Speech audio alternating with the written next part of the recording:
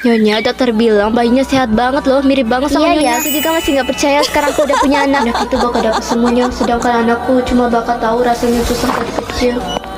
Apa mungkin kalau aku ganti hidup mereka, dia bisa hidup lebih bahagia dari aku? Tapi mama ya nak, mama cuma pengen kamu hidup bahagia. Hati-hati ya sekolahnya Kalia. Iya mas, siap.